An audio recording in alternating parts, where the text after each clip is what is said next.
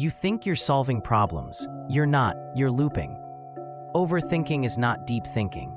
It is your brain running the same simulation over and over again, burning energy, generating anxiety, and producing nothing of value. The most dangerous lie overthinking tells you is that it's working. That if you just think a little longer, a little harder, you'll finally reach clarity and be able to move forward. Research consistently shows the opposite. Past a certain threshold, more thinking actively reduces decision quality, increases emotional distress, and trains the brain to default to worry faster every time. Every overthinking pattern has a name, a mechanism, and a specific way to break it.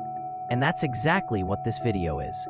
7 patterns, 7 mechanics, 7 fixes, no fluff, no generic advice, just the framework. By the time we reach pattern 4, you'll understand why the harder you try to stop overthinking, the worse it almost always gets. Pattern 1, the prediction loop. The prediction loop happens when your brain keeps simulating future scenarios without ever reaching a resolution. The loop stays open because no action closes it. Your brain is built to model possible futures.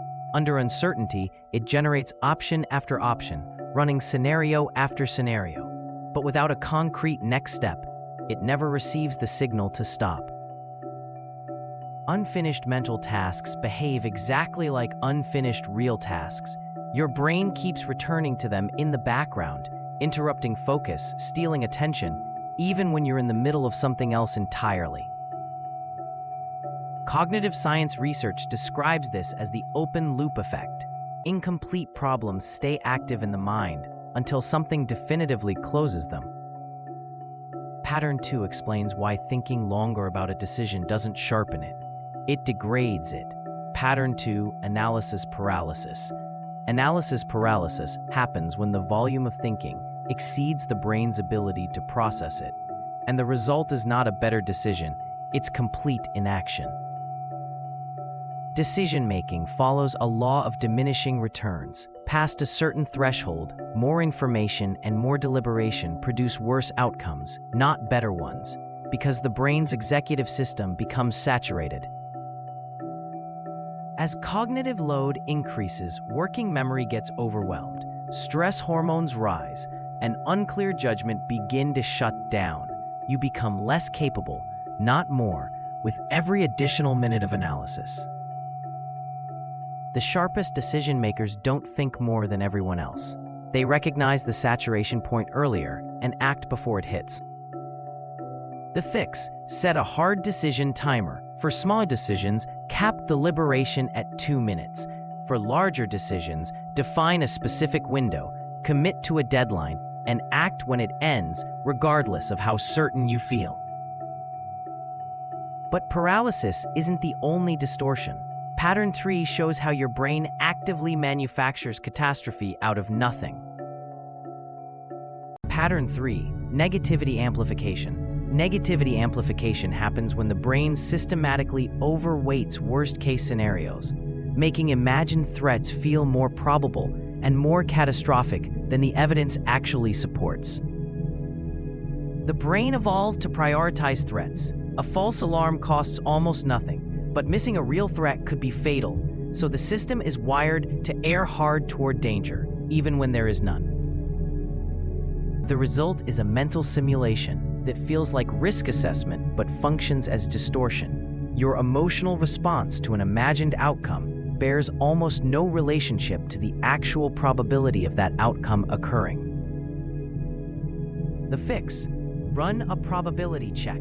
Ask yourself what the realistic likelihood of this outcome is. Then compare that number to the emotional intensity you're experiencing, and notice how large the gap between them actually is.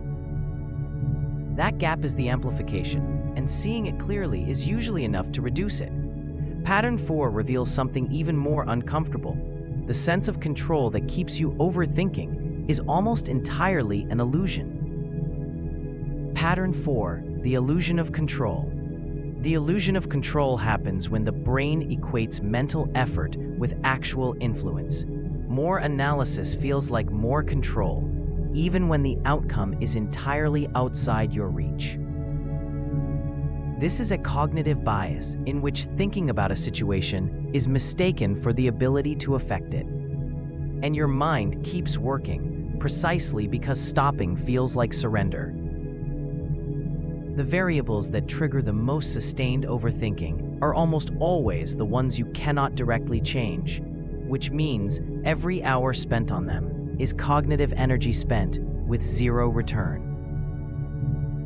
The fix: draw two columns, what you can directly act on and what you cannot, and make a strict rule that only the first column is eligible for your mental energy. The second column doesn't get managed by thinking more about it. It gets managed by letting it go.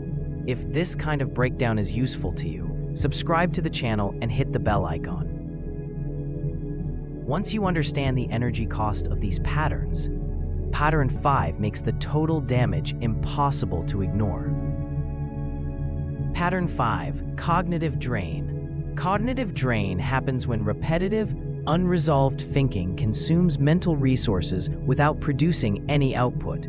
You end the session exhausted, but nothing has changed and nothing has been resolved. The brain operates on a finite energy budget. Sustained circular thinking draws heavily from that budget, leaving measurably less available for focus, memory, creative problem solving, and sound judgment throughout the rest of the day. The fix: interrupt the loop physically. Stand up, change your environment, walk for 5 minutes, because movement resets cognitive state in a way that willpower and instruction alone cannot achieve. Pattern 6, the anxiety reinforcement loop. The anxiety reinforcement loop happens when overthinking doesn't just drain energy, it actively strengthens the neural infrastructure of worry, making each future episode faster and more automatic than the last. Every time a worry loop runs without interruption, the pathway associated with it becomes slightly more efficient. Through repetition, what began as an occasional response becomes a default mode that activates with almost no trigger. The fix: label the pattern out loud the moment you notice it. Say, "This is overthinking," because naming the process activates deliberate control and reduces the automatic emotional response that sustains the loop. Pattern 7 is the most important of all 7 because it's the one that contains the actual exit. Pattern 7, thought suppression, and why it always backfires. Thought suppression happens when you try to stop a thought by force, but the harder you push against a thought, the more monitoring resources the brain assigns to watch for it, which keeps it permanently active. Telling yourself, "Stop overthinking," is itself a form of overthinking.